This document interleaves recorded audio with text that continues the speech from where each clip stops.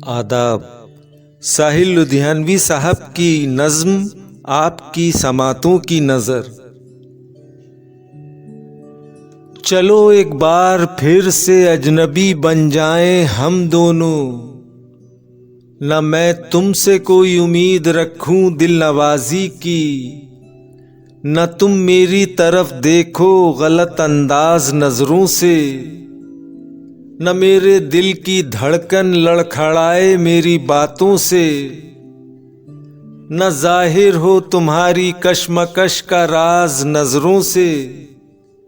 तुम्हें भी कोई उलझन रोकती है पेशकदमी से, मुझे भी लोग कहते हैं ये जलवे पराए हैं, मेरे हमराह भी रुसवाइयाँ हैं मेरे माजी की, तुम्हारे साथ भी गुजरी हुई रातों के साए हैं।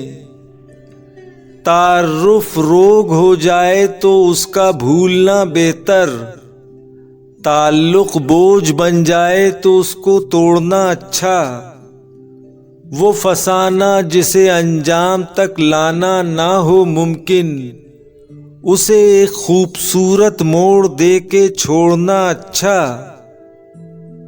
चलो एक बार फिर से अजनबी बन जाएं हम दोनों,